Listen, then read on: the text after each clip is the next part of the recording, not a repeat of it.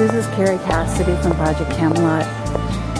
This is the place where the UFO Congress is being held this year. And I'm about to go see if there's anything worth filming about this event. And Bob Dean has a group of people behind him. Surrounding him, I should say. He's over here holding court.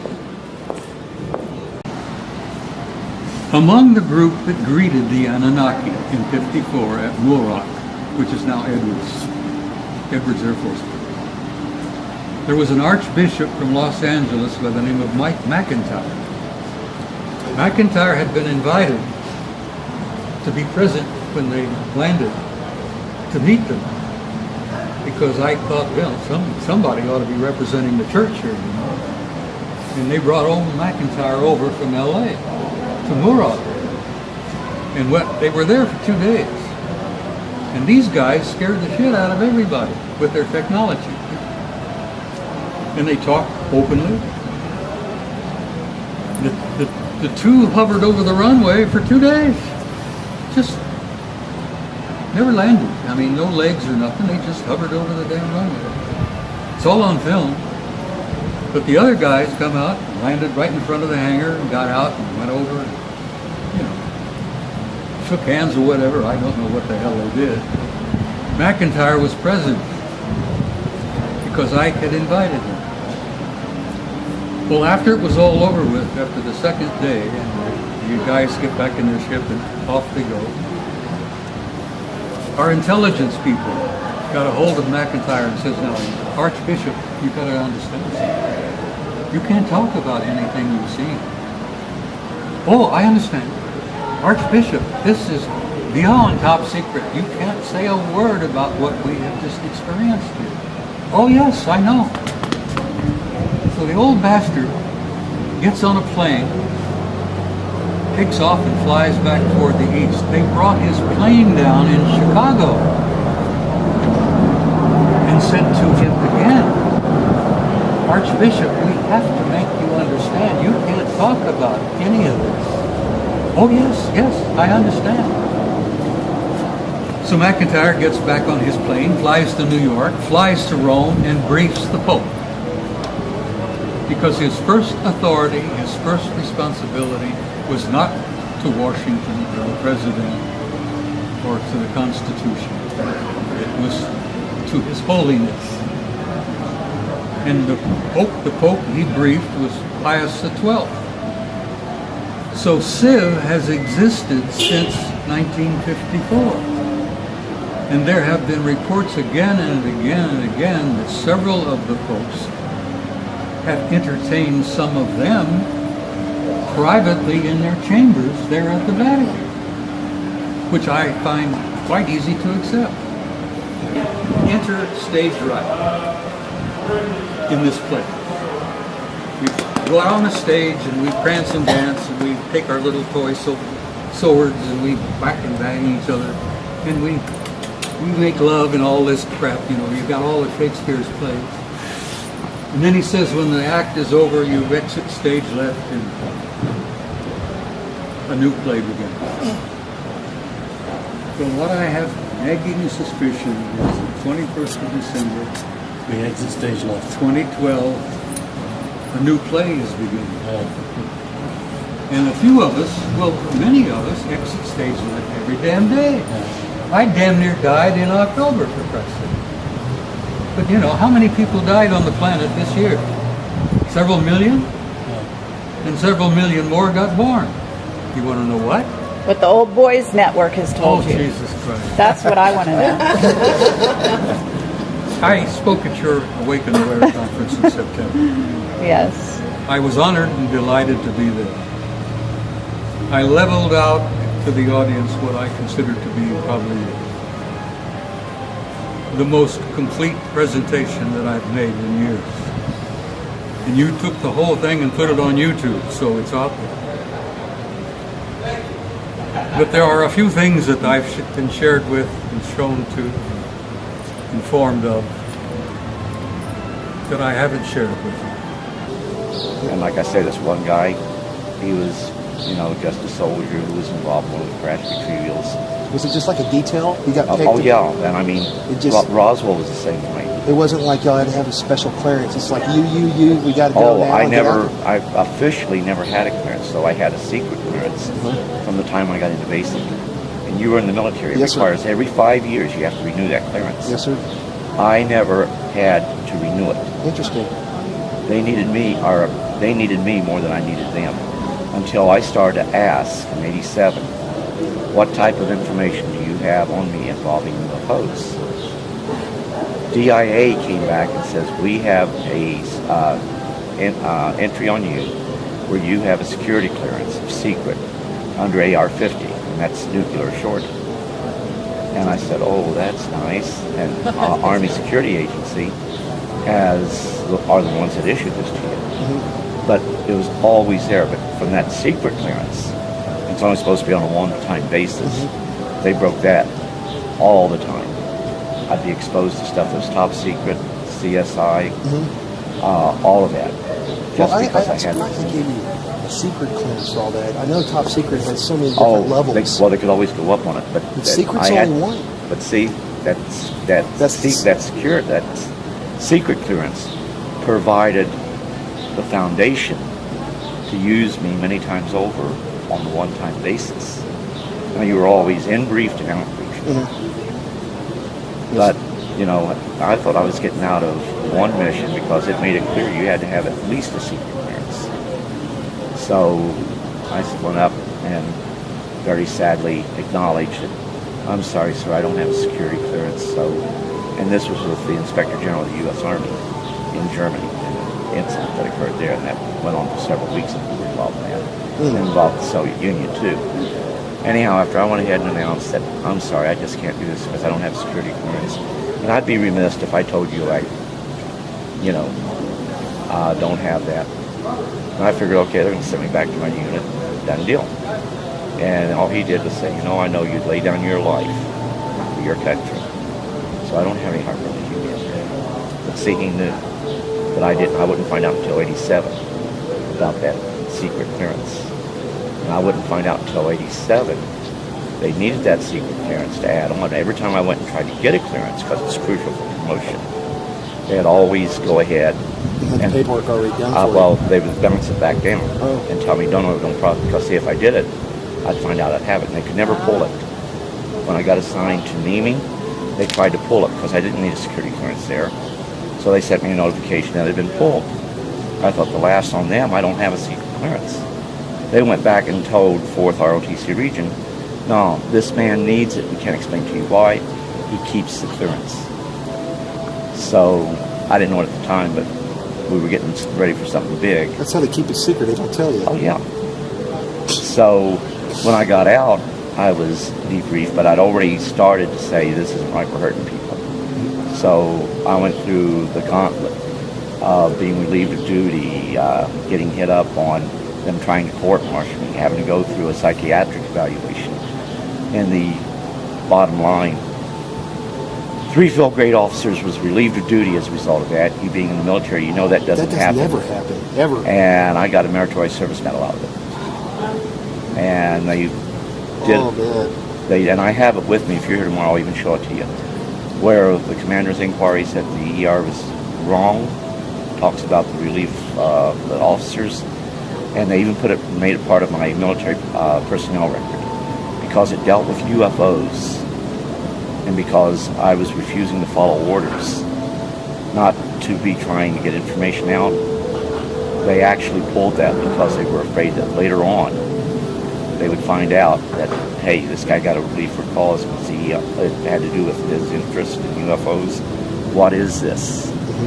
So they actually pulled it. They pulled it from my fish, and once it goes on the fish, it's not supposed to be pulled. I got a copy of my fish where it's there. The next fish I got, it's no longer there. And I have the letter from Milperson to say that it would be made part of my permanent record. So favoritism does exist. Hey, I've had an Article 15 torn up, and that's illegal. It's a legal document, I did a lot of that for my troops. And this is her book that she... No, actually, it's Clifford's book, It's, but well, what did you do? Release it for I us? sponsored it. I did the interviews. Let me tell everybody the truth of it is. And Bob here can better understand it better than probably anybody that's never been in the military. I have difficulty telling my story because I see it in my mind's eye and I relive it each and every time I tell it. Then I get emotional. And I don't like doing that. Days after, I still feel it. So, you know, she knew this is a book that I needed to write. So, very meticulously, she did many interviews. And she, in essence, captured my entire life, my entire involvement with this. So now there's a book out there that I would have never written. And my granddaughter, that's my heart, she thinks it should be getting out there. When we'd talk, she'd even say, "Grandfather, you're holding things back." And I'd always say, "Yeah, honey, I am." But it is a book not so much about me, but it's meant for other people that's been in the military who have been involved in situations where they can't even talk to their family. I've gotten several hundred calls as a result of that book coming out. And actually, one of the most important calls, and there were actually 3, but the most important was a guy that served with me in one of the retrievals.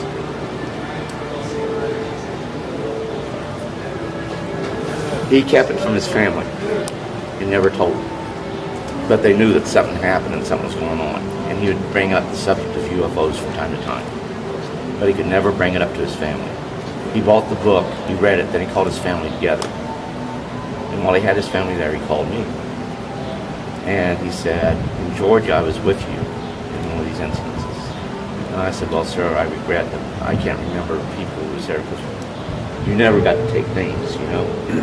So I told him that there were a lot of people involved, many on one time. He says that was the way it was with him. Then he told me about something I did with a paperclip and a pair of tweezers. And the craft we were in started to rumble, and all of us were afraid, what's going to happen next? And I said, "I don't know." But he was the guy standing next to me, and "What have you done? What's going to happen next?" So the only way he could have known that was to be. So after he told me that, I realized. But he's not the one that wants to go out and talk about UFOs. He doesn't want to be involved with being filmed or anything. He wants, as my granddaughter says, a normal life. And this changes you, and it changed him. But he wasn't realizing he was changed forever by having that one experience. And people who have an event like this, it changes your life forever. But you need to tell your family. But then when you tell your family, it's how do you go ahead, get closure with your family. With this book coming out, he was able to show that it wasn't something. And I sent him a whole slew of documents showing that we've done other recoveries. So he finally got the family to accept what he was talking about as being a reality. Now whether he convinced them they were of extraterrestrial origin or not, I don't know. But they finally accepted, and he found closure for it.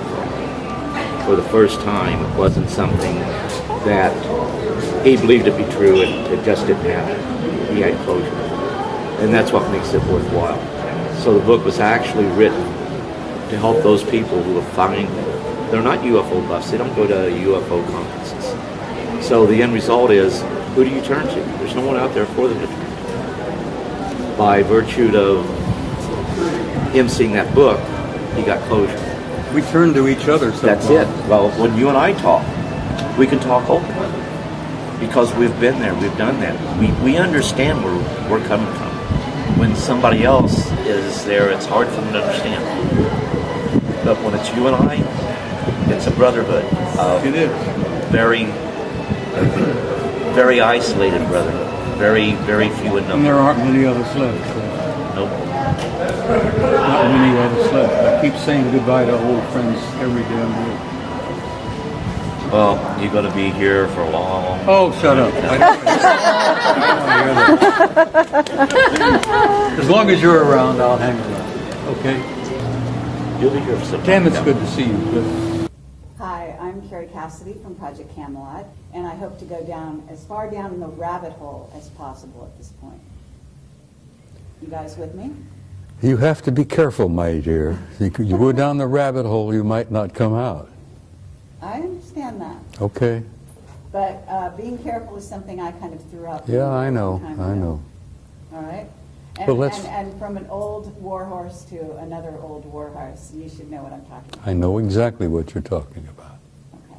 So we're very happy that Bob Dean has survived his ordeal in, what was it, October? October the 1st. Okay. Yeah, after your conference in September in Orange County.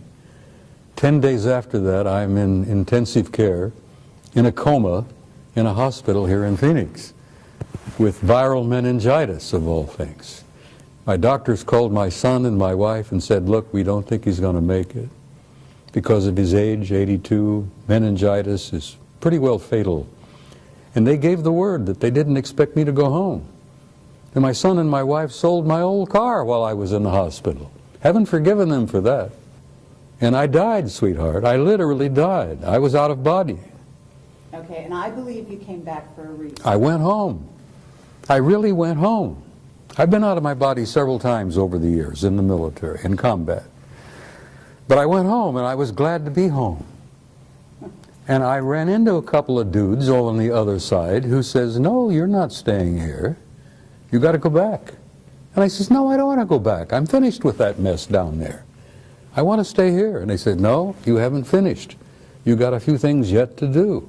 So get your buns back there. Next thing I know, I wake up in a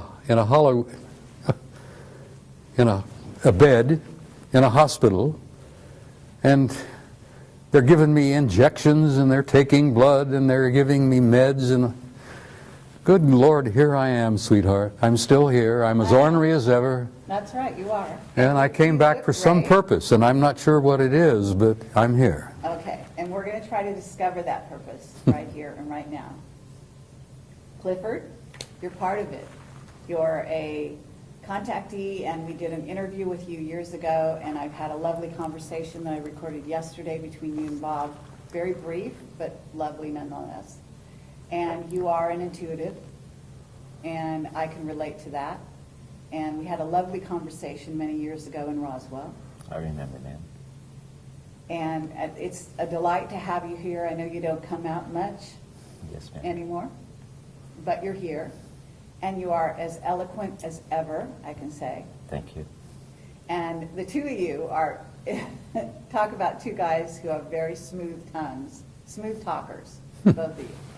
I didn't realize that. Are you a smooth talker?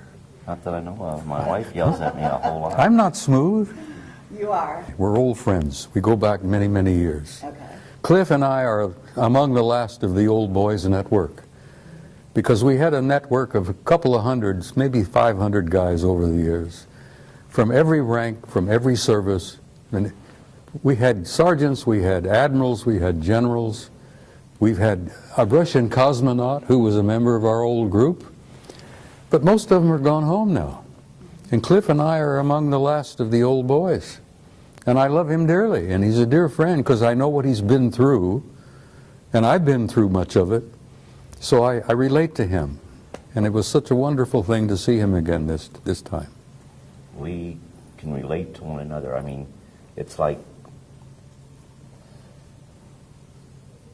you can talk to other people about the experiences you had, but they don't fully understand. But They when you can't, talk, Cliff. They no, can't. They can't. They haven't been there. So it's about, like, you know, we can communicate and understand fully what is going on by virtue of being there and being a part of it. But when you try to talk to other people, a lot of times it's very difficult. Bob has always been, I apologize, Sergeant Major. Command Sergeant Major. Command Sergeant Major Robert Dean has always been a close personal friend ever since we met.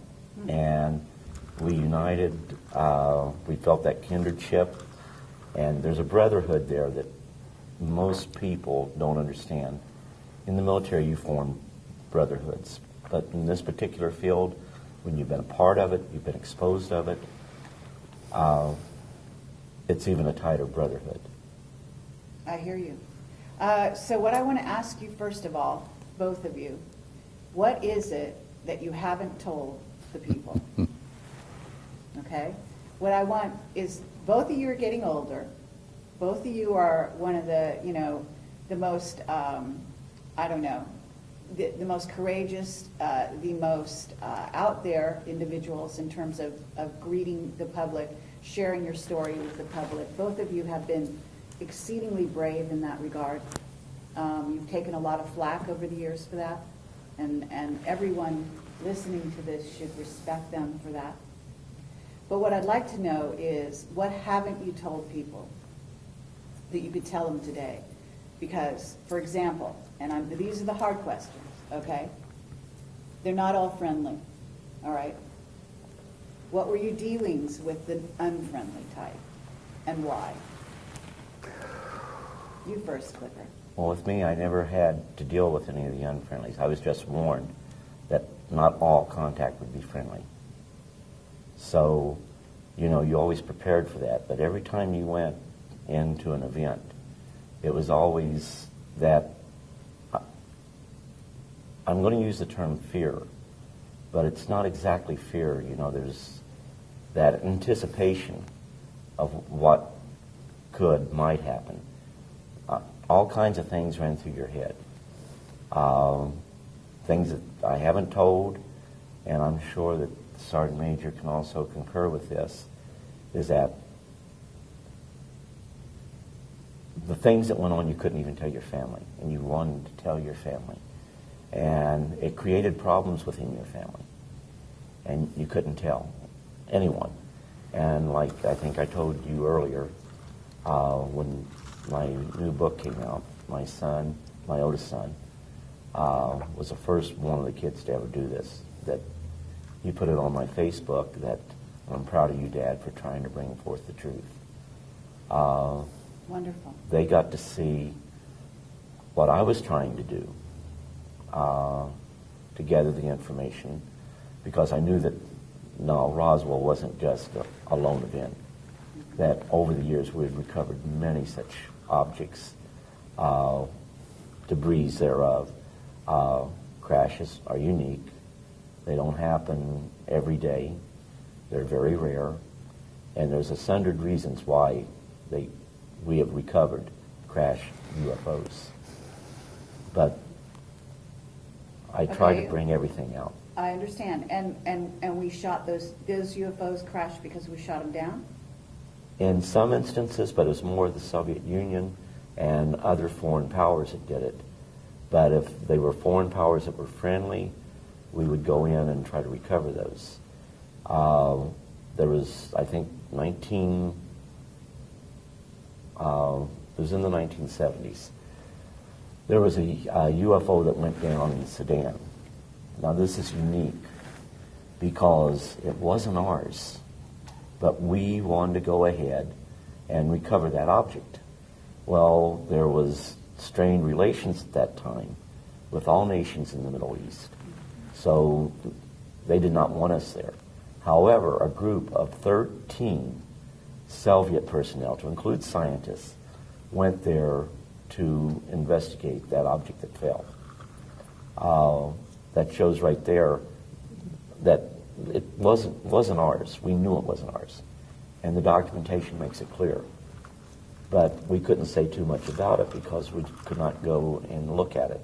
But the Russians did. But I can tell you, on many occasions, both the U.S. and Russia or should I say, the former Soviet states, we had worked together, and we worked with other foreign powers, simply because situations like this could lead to misunderstandings that could have triggered possibly a nuclear war.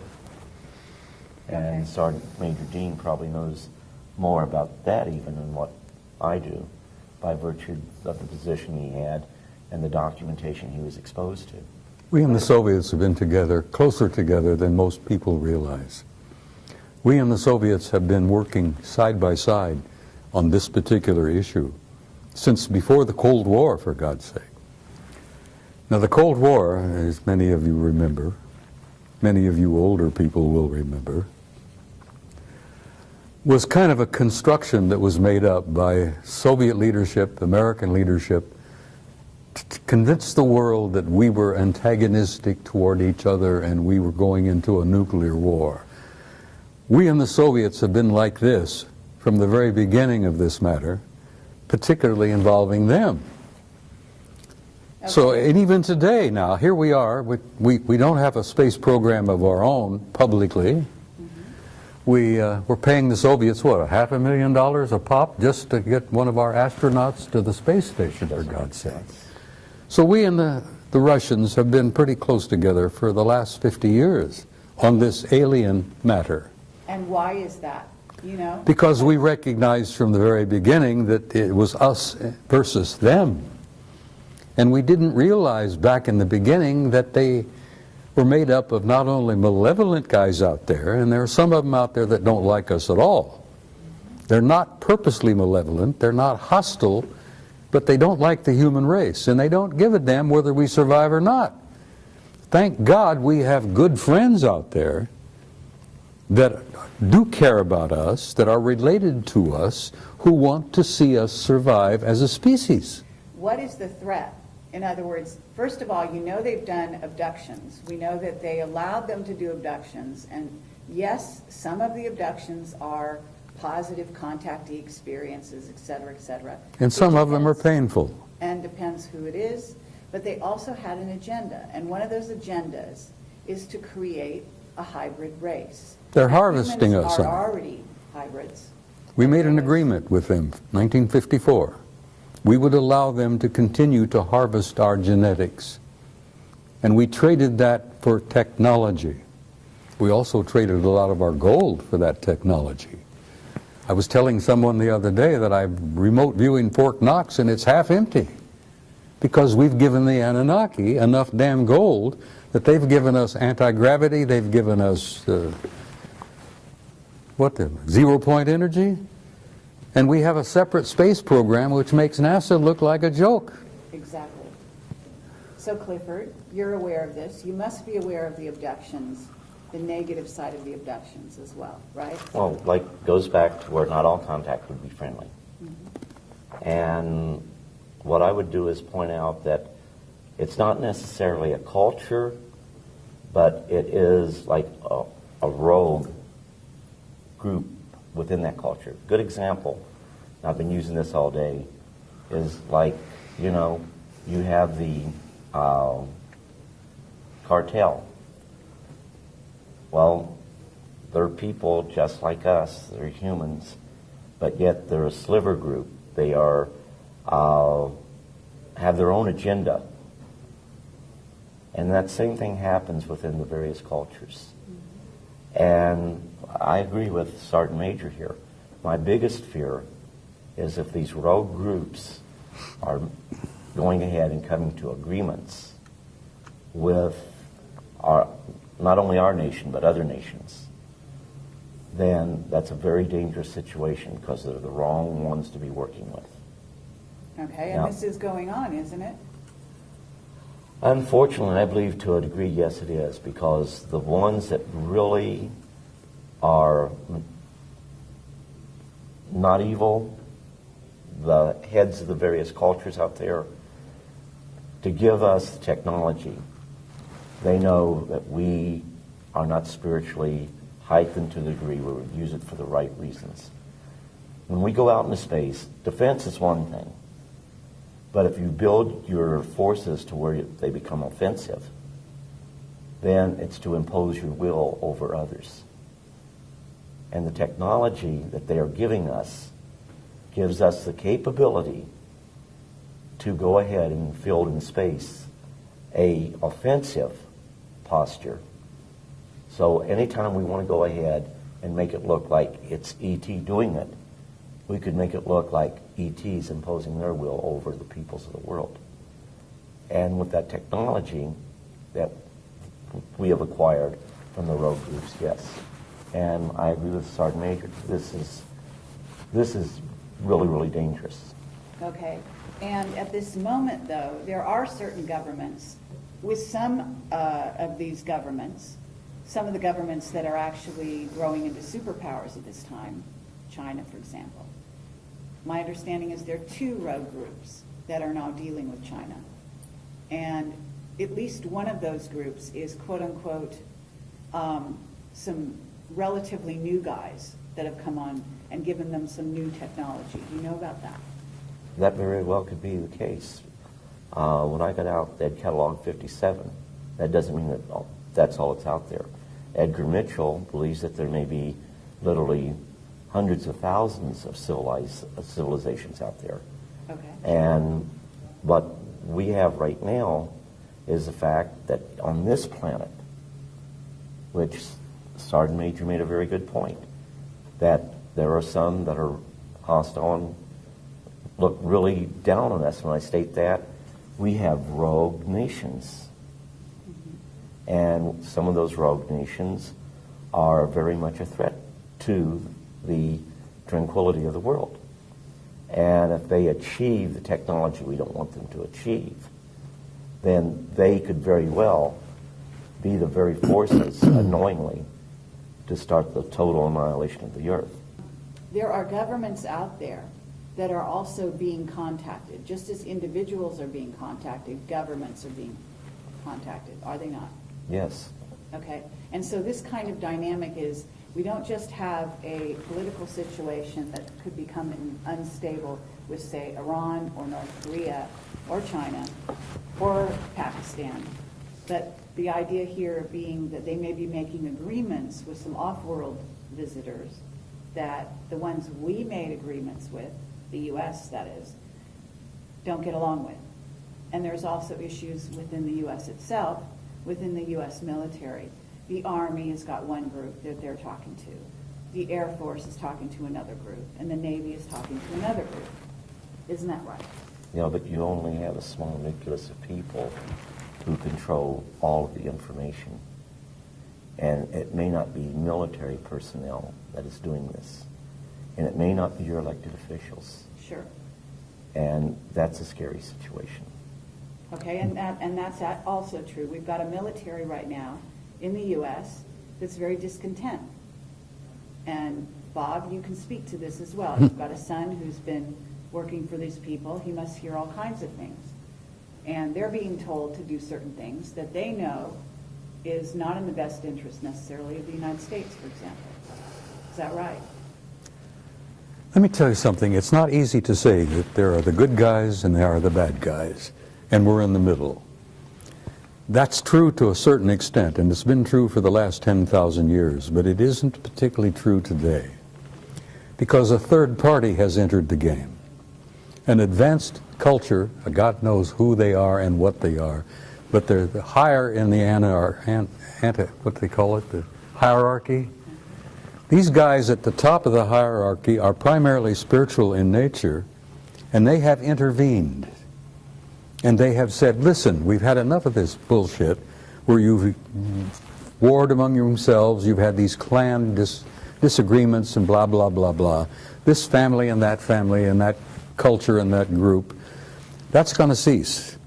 Because the human race has been in the damn middle for so long now that they've reached a critical point in their evolution and their development. And we're going to have to see that the human race survives and makes this awkward, painful transition into a new race, into a new species. And this higher element, this higher spiritual element in the hierarchy has intervened, and they have literally said, Carrie, knock off the bullshit. We're not going to have any more of this. There's not going to be any more planetary wars. We've had enough of that. We've lost too many millions of people over the years. We're going to control this carefully. We're going to give them an encouragement. We're going to give them an opportunity, and we're going to assist them to make this awkward transition into a new race. Now, the only reason I'm hopeful now, and I used to go through this, I was very depressed and very cynical, because I'd seen so damn much of the knockdown, drag-out brawls, not only among our own people, but among some of these guys. And then I found out that there is this third party now that's involved, that couldn't care less about the clan disputes and the family disagreements and all that. All they care is to see that the human species makes this awkward transition into a new race and can reach out and take our rightful place in space and go to the stars where we belong, for God's Okay, sake. but that's their intention. That's what you've been told they want to do because you were taken off-world by them. Yes, I was, and they've given me encouragement. Okay. And they've showed me the future, Carrie, and the future is glorious. We are going to make it, and we're going to look back at this awkward period, this blackness that we've been through for the last century or two, and we're going to look back like students of history and say, my God, look what they went through. Look what they did to each other. We're going to look back from the future into this particular time and place, and we're going to say, how in the world did they pull that off? Here they are killing hundreds of millions of people in these wars, butchering each other. This has got to cease. We can't let that race off the planet until they evolve and grow and mature where they can be safe. Okay, but Bob, that rationale, when you've got these races, off-planet races, who have been warring with each other for eons. So maybe there's a new guy on the block. Let me tell you maybe something. That new guy is orchestrating things here. But actually, I'm going to sit over here and I'm going to be suspicious of even Well, that new guy. it's all right to be suspicious, and I know where you're coming from. Childhood's End. I was talking to Joe Farrell not too long ago at another conference, and Joe Farrell has written The Cosmic War. And The Cosmic War is a true story of a war between interplanetary intelligences. And they literally damn near destroyed each other. They destroyed a planet beyond Mars, for God's sake, in our own solar system. But that crap has got to cease, and I have had the opportunity to meet guys from the higher level who said, we're not going to allow that to happen anymore. We're going to give you a chance to make it. And the only reason I'm hopeful, and I told you this privately earlier, is that I have seen the future, and there is a future for the human race, and it's beautiful. Okay, and I appreciate that, okay, and I would agree with you. And I think a lot of people listening to this, who will listen, will agree with you. That's why we're all here. That's what we're working for.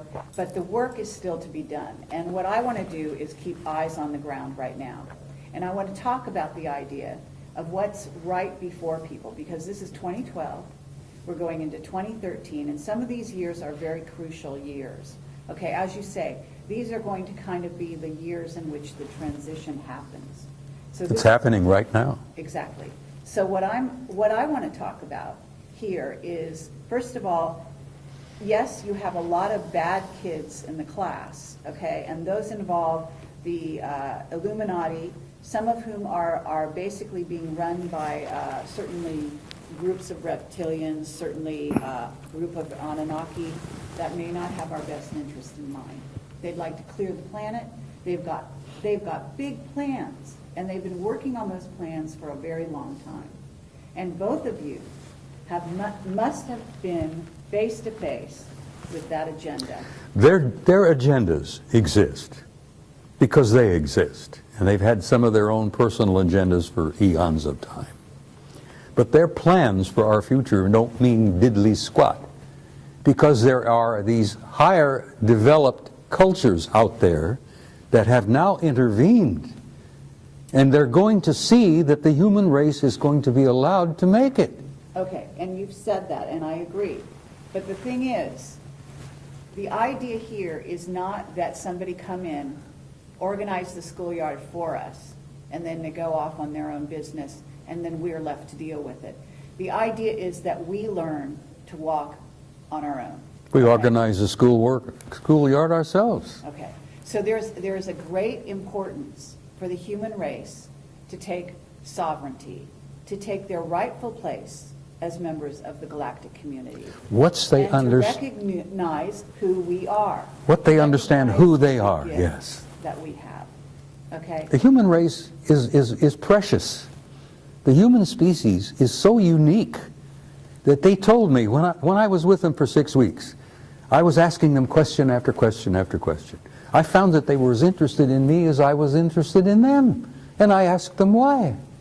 And they says, you human beings don't grasp who you really are. You have a unique genome that is unique in the galaxy. You're made up of the patterns and the parts and pieces and genes and whatever of at least 12 different races in the universe. And as a result of that, we think of you as unique. As a result of that, we look upon your little planet as probably one of the ripest and richest zoological gardens in this quadrant of the galaxy. And that's the first time I realized the galaxy had been divided into 4 parts. I didn't even realize there was a quadrant. And they said, oh yes, you're the most unique and precious zoological garden in this quadrant of the galaxy. Absolutely. We venerate the planet, we venerate the flora and fauna on it, and we're going to see that it survives. Now, I'm getting this from the higher level. I hear you, and I appreciate that. So, Clifford, because both of you have been threatened, both of you have had children who died in most unfortunate circumstances. Isn't this true? And I don't mean to bring up something that is hurtful, but the bottom line here is that you're both whistleblowers. You both came forward. You both put your lives on the line. You've both been threatened in a myriad of ways, okay? And people out there, people need to realize that this is the case. You're not just out there pontificating, you know, talking off the top of your head. Like what the Sergeant Major was talking about, like I was told, that we are a race on this planet that is capable of such wonderful and beautiful things. Infinite possibilities. Absolutely. But yet we have the capability of doing such horrible things to one another. And I think that the Sergeant Major was saying the same as I when, you know, yeah, we have to spiritually grow. We don't spiritually grow, we're going to fall victim to our technology. They don't want that to happen. Okay. And initially, the initial contact was to ensure it didn't happen accidentally, because they wanted us to know, you know, the other side's not launching against you. We're here. And you will, from time to time, pick us up on your radar.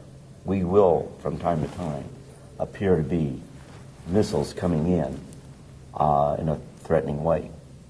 So you must make sure, before you launch your death and destruction, that you really are under attack. But you must not let this happen. And as we grew, actually, to an understanding, MAD was something that they held over our heads, and MAD was mutual assured destruction. You go ahead and put a surprise attack on the U.S., we'll live long enough to kill you. You destroy us, we'll destroy you. Yeah. Absolutely, but we're still dealing with that. In fact, we're dealing with something with Iran right now and Israel, in which we're coming to another one of those situations. And I have a whistleblower right now that I interviewed last night who said that there was a Bay of Pigs situation going on with regard to Iran and Venezuela, with missiles that were supposedly, you know, put into Venezuela by the Iranians, et cetera, et cetera. And they actually said that there were some ETs from off-world that intervened.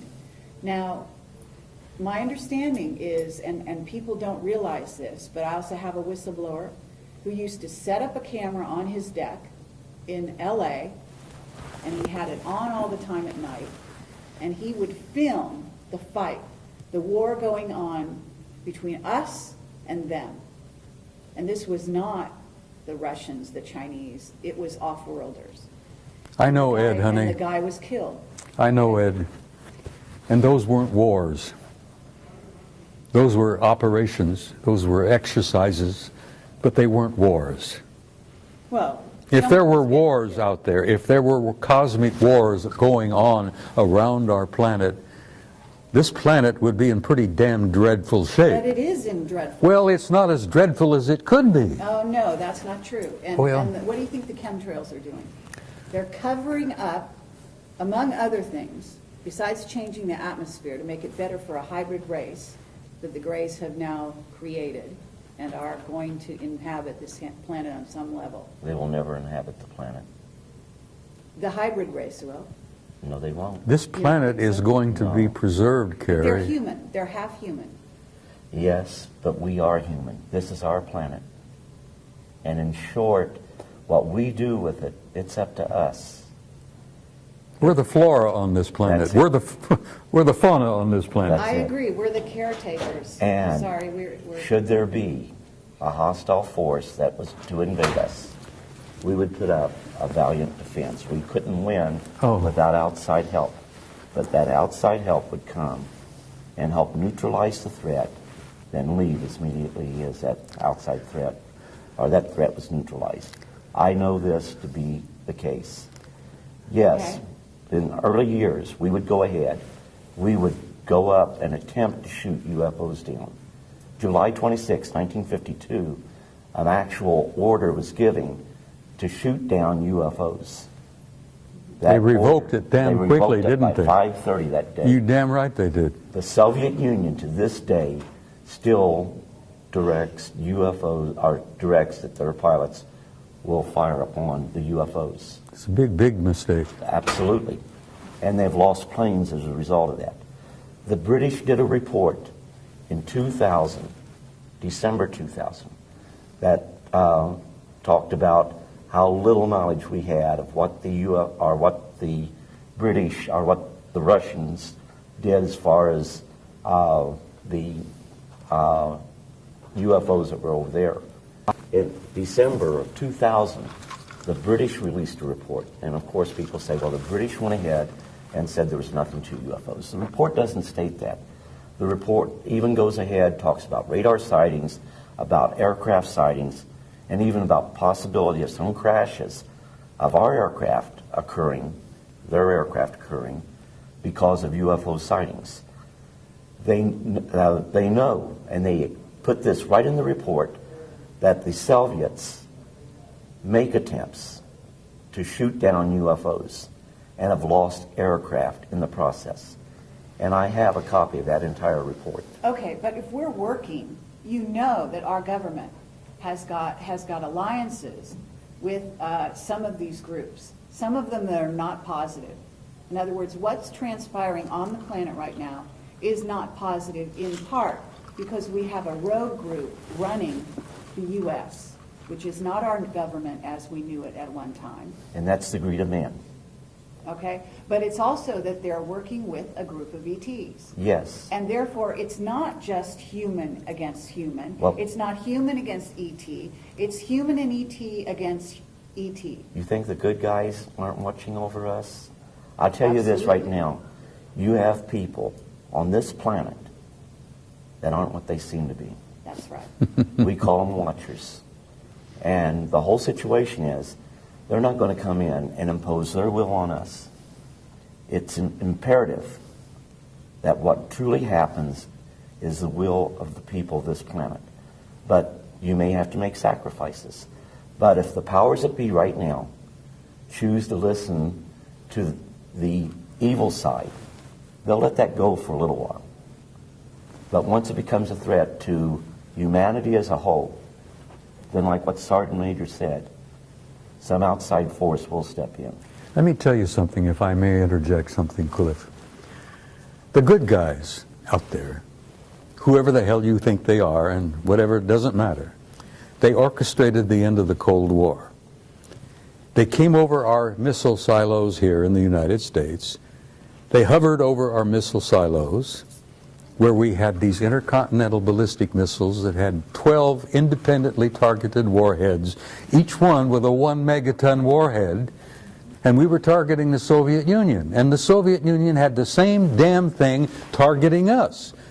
Well, when Reagan was in office and Gorbachev was in office, these good guys came down and hovered over our missile silos, and they not only knocked off the computers, they melted the warheads in our missiles. And they scrambled the guidance systems so badly that if the missile had ever gotten out of the silo, God knows where it would have gone. Miami or Schenectady wouldn't have mattered, because it wouldn't have exploded. It would just leave a hole in the ground. They did the same damn thing to Gorbachev's Soviet Union outside of St. Petersburg, outside of Moscow. They hovered over the warheads, melted the warheads, scrambled the guidance systems, and brought an end to the Cold War.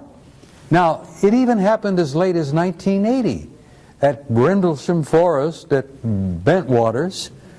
I talked to Charlie Halt, who was the deputy post commander there, and I said, Colonel, the word I got from a general recently was that they screwed up the warheads and scrambled it. He says, screwed up hell, they stole some of them.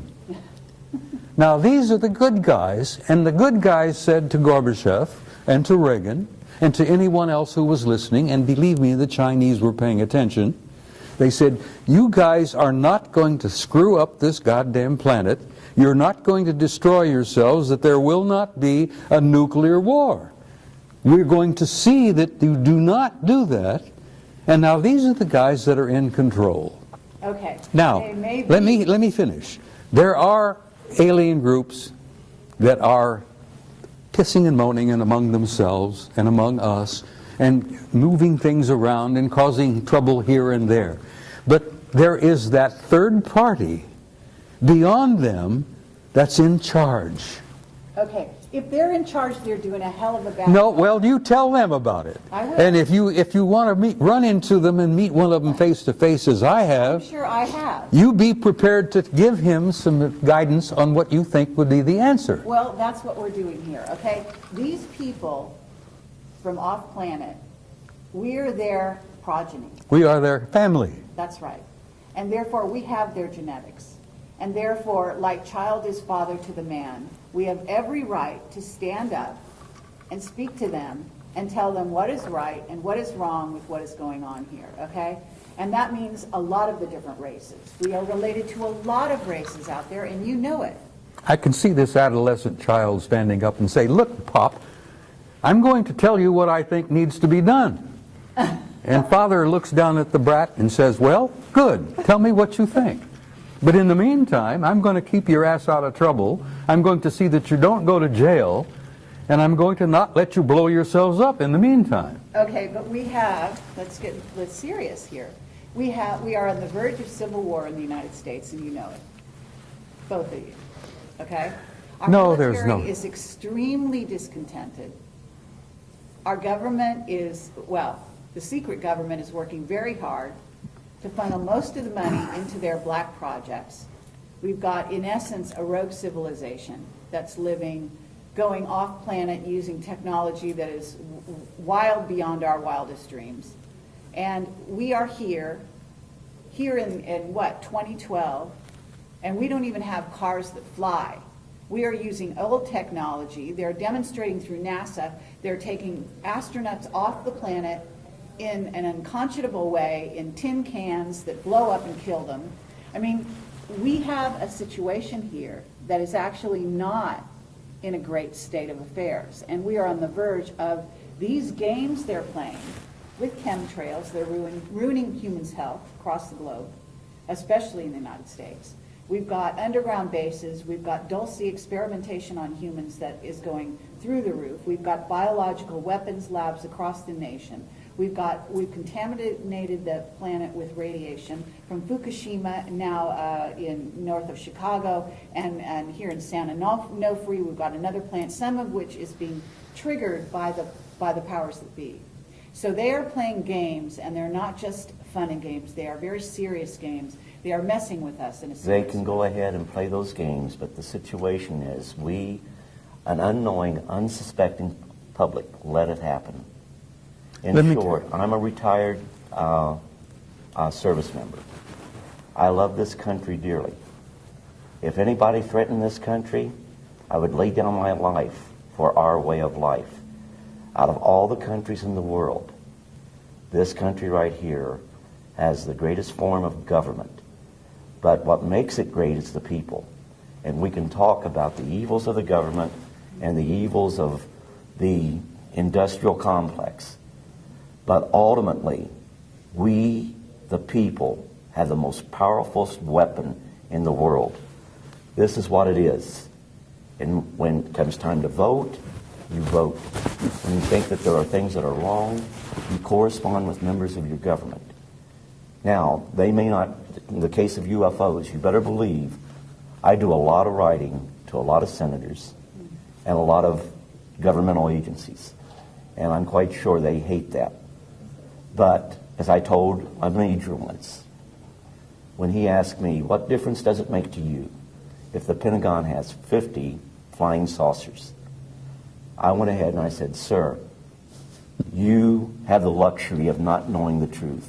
Unfortunately, I do not share that luxury. Now, experiences such as the Sergeant Major's and mine, we may have different experiences.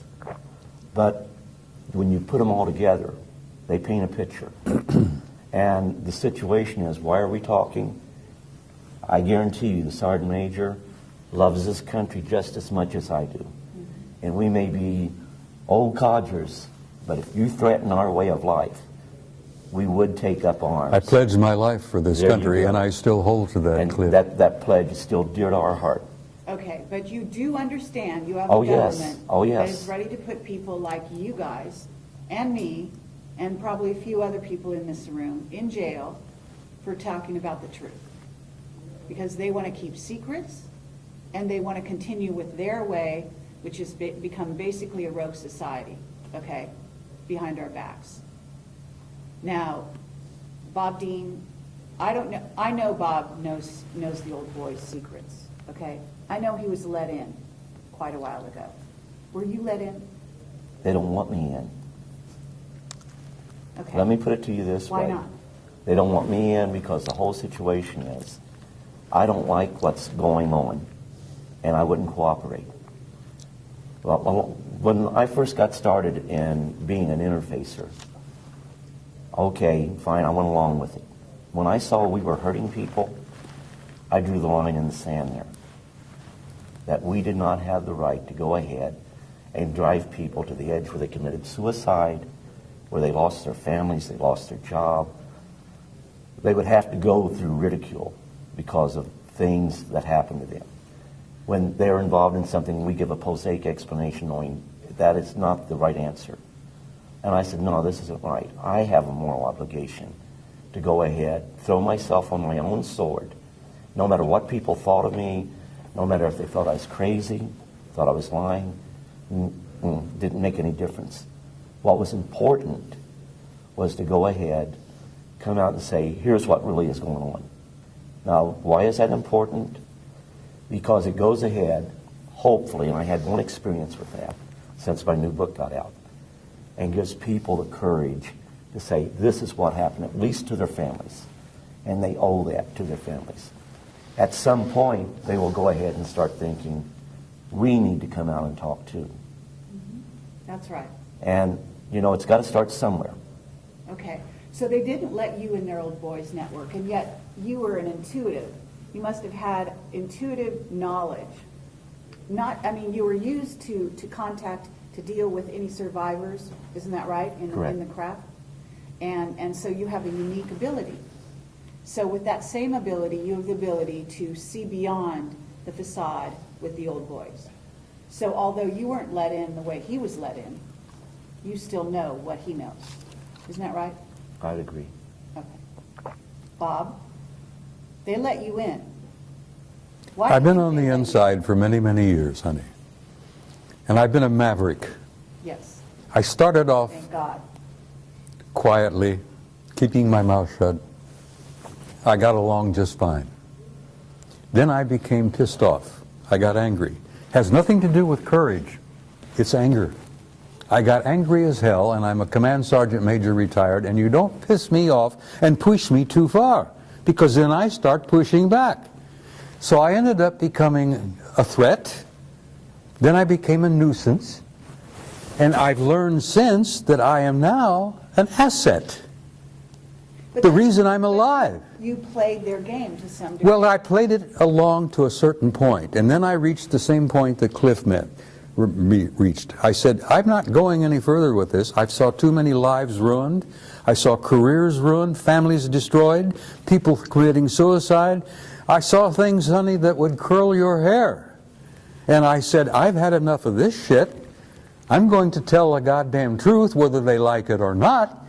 And that's when they threatened my ass. They tried to take my pension away. They tried to They harassed me with black helicopters and black SUVs, phone calls at 3 in the morning. I went through the whole 9 yards until I fought back. I says, I'm carrying a gun, I'm a marksman, don't push me too far, I'm going to start shooting people. And you realize they walked away and backed away from me and left me alone? And here I am, 2012, 83 years old, ornery as ever, and I'm speaking to you with honesty and from my heart. Okay, but you have friends in high places. Yes, I do. A few of them are still around. Most of them are dead. Clifford does as well, and I know I do. Look, I've known some of the guys in MJ-12, honey, personally. I'm sure you And have. most of them are dead now. I don't know who the new crowd is because I've been out of touch for quite a while. Okay. But they still exist, and they're there. You call them the black government, you call them the secret government, doesn't matter what you call them, they're there. But they're still messing with people. Oh, they're messing with people. Look, you got the Trilateral Commission, you got the Council of Foreign Relations, you got the Bilderbergers, you got all those guys. You call them the Illuminati. That doesn't matter, doesn't mean shit, you know. You call them anything you want, but they exist. But there are powers beyond them. Great. And they don't like that. I understand. And they don't yet have come to terms with the fact that they can push the human race, the American people, whoever, just so far, and that third party is going to intervene in a big way. Okay, but what we do is equally as important as that. Of course it is. Okay? What the people out there listening to this, and the reason we're having this conversation is to reach those people, okay? To get those people to get involved, to get them to realize that there is a war afoot. I want people to wake up, Carrie. I don't speak publicly anymore. I don't travel well anymore. I'm getting old and I'm getting tired. And my patience has been stretched to its limits.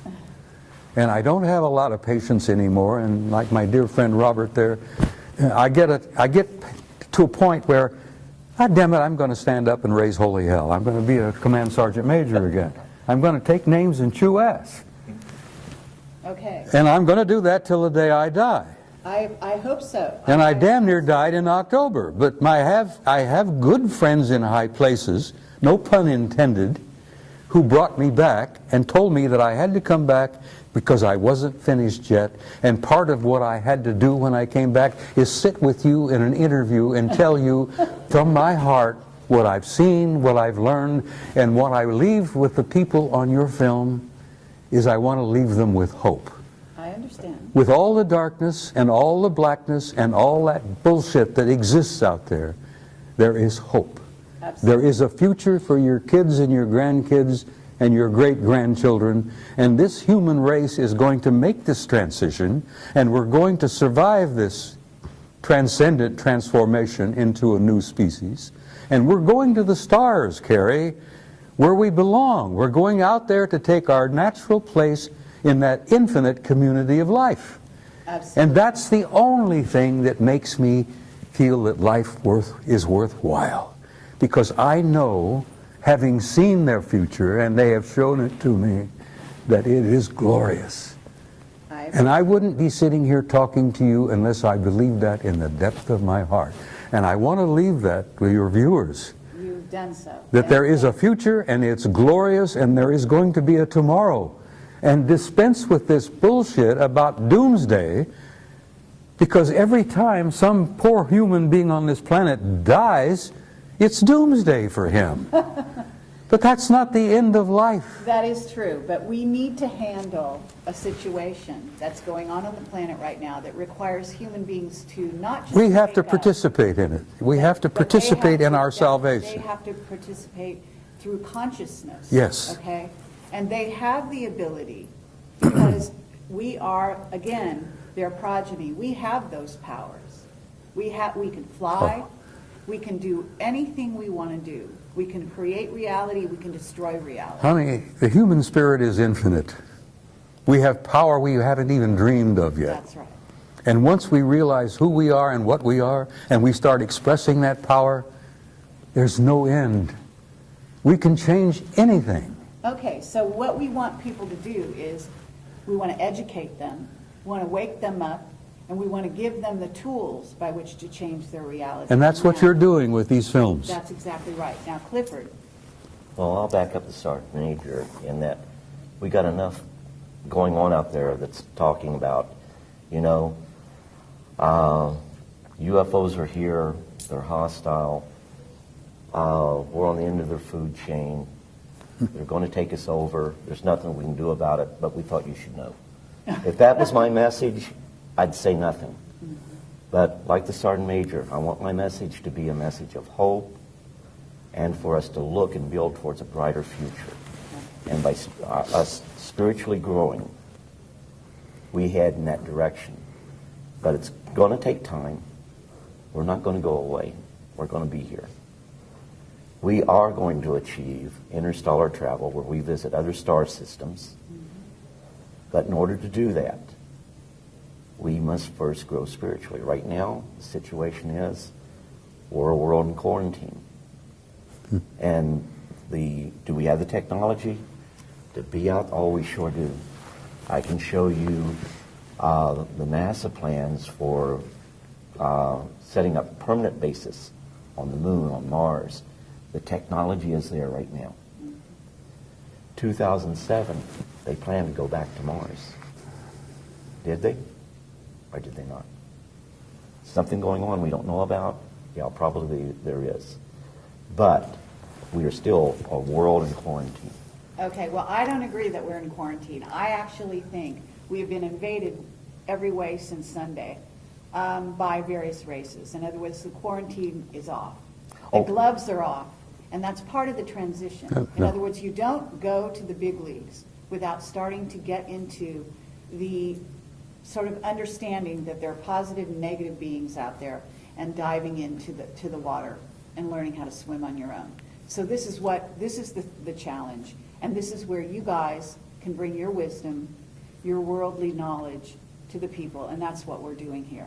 Now I have a question for you, Bob Dean. You've always said that the Anunnaki walked the halls of the Pentagon. And I have been told to ask you this. What are they doing there? Well, which Anunnaki are you talking about? Good answer. Yeah, you understand when I use that term, I use it in a generic sense. Those who came down from above, those who from heaven to earth came. Whatever. Well, there are all kinds of Anunnaki out there. Okay, but the ones walking the halls of the Pentagon are the ones I'm interested in. Most of them are good guys. And have you met them? I've met some of them face to face. I'm talking about in the Pentagon. Some of them wearing uniforms. Okay. Yes. Some of them looking with 3 stars on their collars. Fine. Admirals, vice admirals, Anunnaki. Right. So help me God. I believe you. Well, they're in our midst, and they're basically good guys. Because they understand that there is an authority above them that is going to see that this race survives and that this race makes its transition into a transcendent new species. Okay, then what's going on right now with our financial situation? Oh, that's bullshit, honey. Pardon me, but it's bullshit. They've been playing these games with money for the last 1,000 years.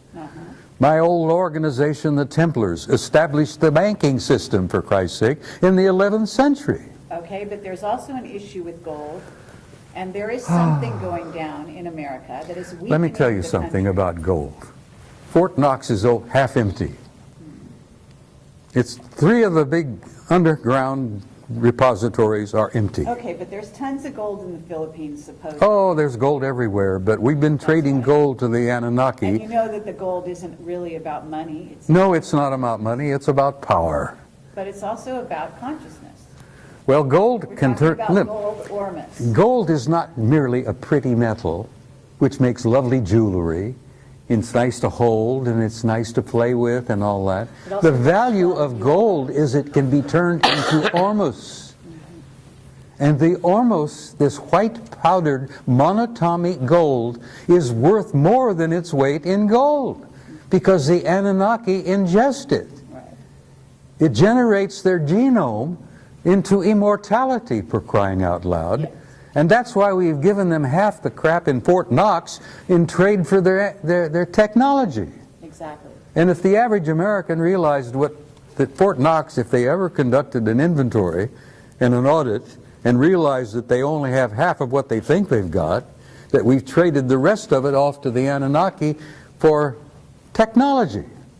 That's the value of gold, Carrie, and I hope that's on film. And people will listen and say, holy conniption, you mean we don't have as much as we thought we had? Well, you've never had as much as you thought you had.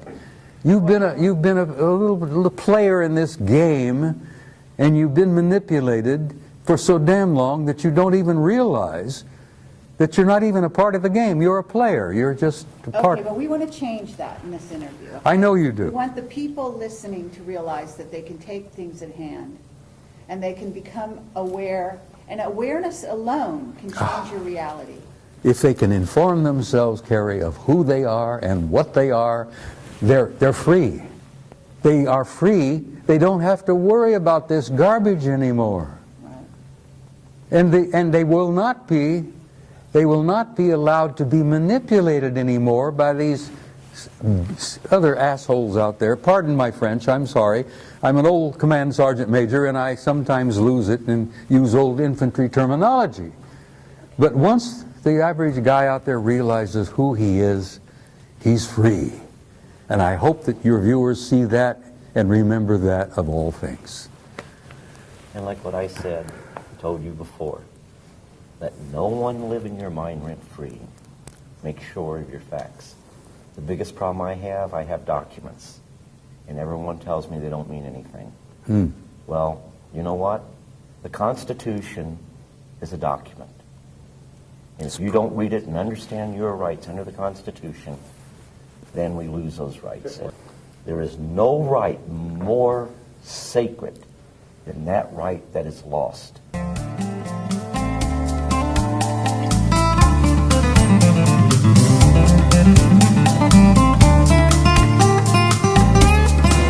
Stories about those actual missions that actually exist, in which we do, in fact, recover a UFO crash of a whole craft is very, very rare, very rare. But there are debris that's left behind. And also there's what we call physical evidence, and we go after that, and we recover these. Blue Book was never part of that, even during the time that Blue Book existed. I've recently uncovered records, which I'm going to be putting on the internet, where anyone can download them, that clearly shows the Air Force, initially the Air Force Continental Intelligence Command, the Air Force's Office of Special Investigation, the Air Force's CIC, along with the Army CIC, was very actively involved in those programs. So when they say they've released everything that they have on UFOs, no, they haven't. We still have those documents that were part of the Air Force Continental Security Command that have yet to be released. Not all of the FBI, or not all of the CIC documents have been released. Not all of the OSI documents have been released. They'll never be released. No. And when you look at the documents that we have recovered that clearly show this to be the case, when you see these documents, you realize one thing. They are field intelligence data. They're not the finalized intelligence product. That is yet to be released. Then we can go into the 80s and the 90s. The recovery of objects of unknown origins under moon dust and blue flight. All we have is the raw intelligence evidence or data. We do not have the finalized intelligence product. And the finalized intelligence product is what's important because it puts to bed once and for all what it really was that we recovered. The British government, December of 2000, released a secret report. In volume 2 of that report, they talk about the physical evidence that has been gathered. They didn't lie, they just didn't know. The British government's recovered physical evidence. Every developed country on the face of the earth has recovered physical evidence. But for reasons unknown to me, they want to keep it quiet. Some are more open than others. But the British government criticized, excuse me, in volume 2 of that report, the United States Air Force, as to why the Air Force hasn't released the documentation explaining the metallic objects that they've recovered, the metallic substances that they've recovered, and putting to bed once and for all the extraterrestrial hypothesis. They can't do that because it would not put to bed once and for all the extraterrestrial hypothesis. Many of those finalized intelligence products makes it clear that, in fact, what we'd recovered were objects that did not originate on the face of this planet, and that we, the governments of the world, many of the governments of the world, out of necessity, have had open contact with our visitors for many years. One of the biggest secrets, Cliff, and you know this, is that so much of the hardware that we recovered was not just UFOs. Some of the ships we recovered were time ships. Well, absolutely. Because when you travel in space, you travel in time. And most of the hardware that we've got, and that really blew our minds when we realized that those things were designed to travel in time. And as I've said to some of the people here this afternoon, I'm still trying to come to terms with that. I need to send you some CDs. That they can manipulate time as well as manipulate matter.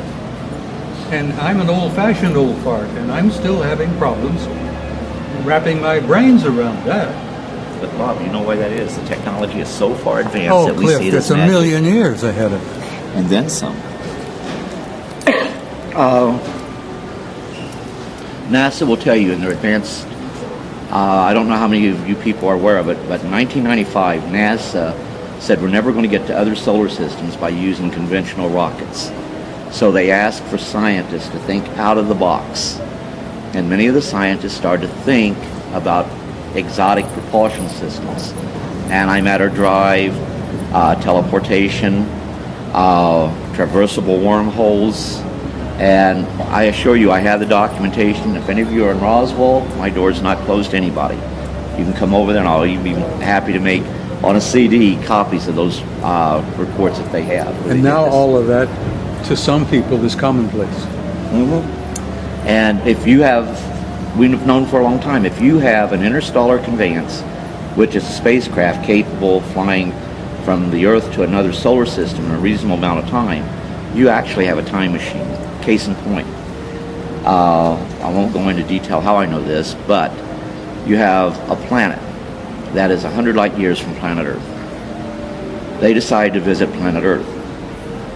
It'd take light 100 light years, or 100 light years to reach us from that The speed star. of light takes 100 years. So the whole situation is they can do it in real time in an hour and 40 minutes. That's traversing what we call space-time. So when they get here, they're seeing the light from their planet 100 light years prior. But you can also travel in and out of different space-time continuums, for lack of a better term.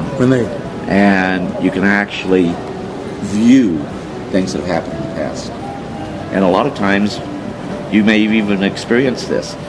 Like, you can't shake the feeling you're by yourself, yet there's someone else there. There's someone watching you. That could very well be a person that's from the future observing you in the present. So the time travel, the one thing there's a natural barrier. It's going to keep us from getting that stuff. So we develop the time machine before they do. You mess up the entire space-time continuum if that was to happen. So God in His infinite wisdom ensured that would not happen. However, that doesn't stop you from going back and observing. But there's also a great desire not to do anything to change the future. You only can change the future in the present. If you change the future, you create a whole new universe. Another timeline. Mm-hmm. But that's what they're working on, aren't they? They're working on that's very dangerous. I'm borrowing liberally from Randy Rooney, who that was one of his favorite sayings. That society is willing to believe the facts when they're presented with the facts, but only if the facts already agree with what they believe. So, and it holds very true in the UFO field. Okay, so you've seen ships from the future. What do the ships look like? You asking me or Clifford? Both of you. There are If many, Bob, many, if you're prepared many, to tell many the truth kinds about this, like, I'm listening. we have many types of aircraft, and we have many societies that are visiting us.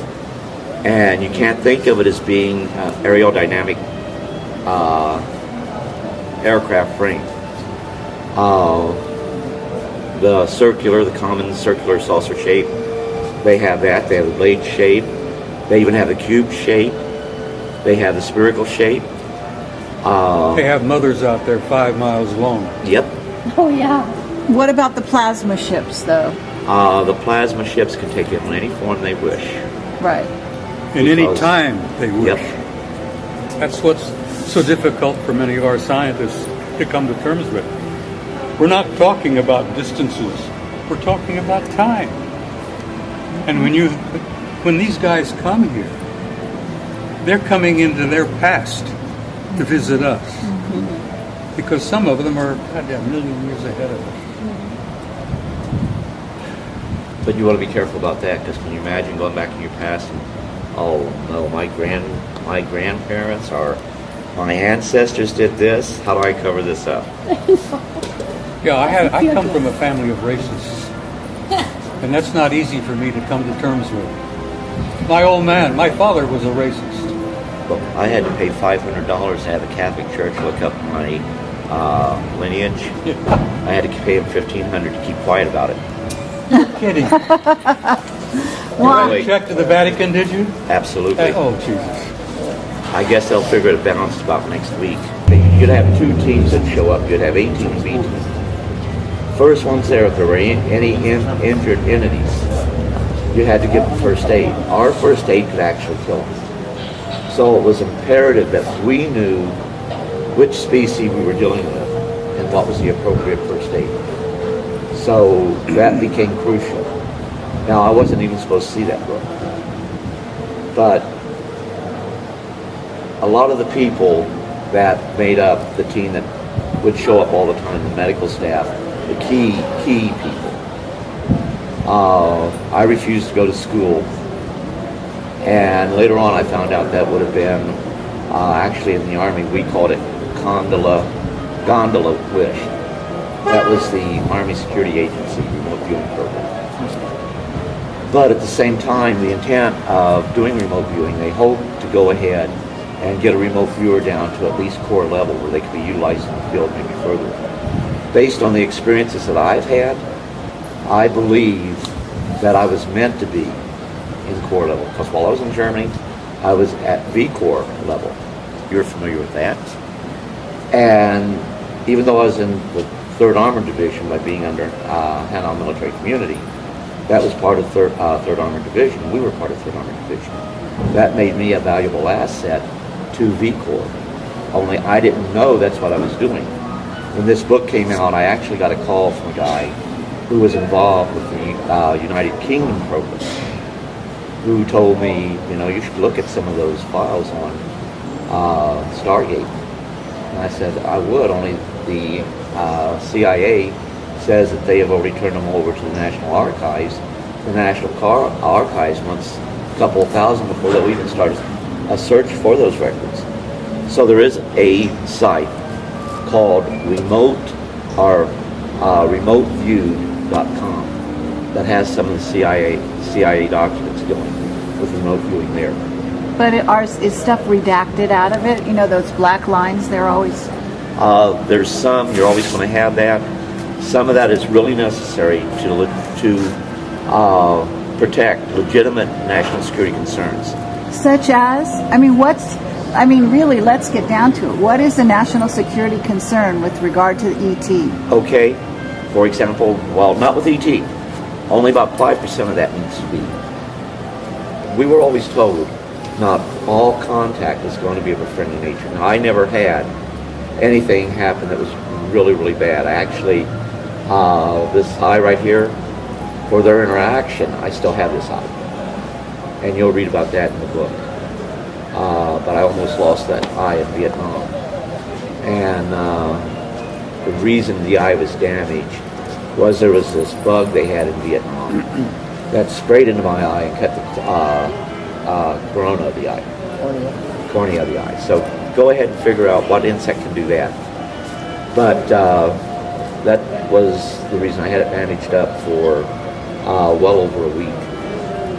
But Clifford, you were talking earlier about why the dam lid has been clamped down and why it's still being held down. well, the reason is they dug themselves into a hole. How do you tell the world that there is life out there? Not only is it out there, but it's been visiting us for many, many, many, many, many years, going into the millenniums. Now, how do you go and tell an unsuspecting worldwide public that this is the case? And when you do this, there will be repercussions. Actually, during the time of Stargate, they did an exercise in remote viewing going back to the time of Christ. They saw the crucifixion. You need to go and take a look at that remote viewing training exercise they did. But use it and do it with great care, because when you Oh, but remember, I still believe in God, and I still believe Christ is the Son of God. But you also have to remember that everything in the universe is interrelated. we're all part of a vast family. Absolutely. God created everything in the universe and then some. Thank you. They have a greater understanding. Like when I say, they say, okay, describe E.T. Well, if you see them, you see us. Because we say that we're human. Are they more human than us? They got a highly evolved intelligence. But what I say is that humanity is within all the races. And the spirituality is in all the races. I would say it the reverse. All the races are in humanity. And that is You may the have big more secret. correct. Oh, absolutely. And I'm sorry, when we baby. realize Excuse me. that is when we realize our power, our true power. And then they really can't keep us down. When I was praying at my son's grave, one of the ETs that was there knelt with me. Prayed this as we prayed. I've been told by them face to face that they venerate the same God we do.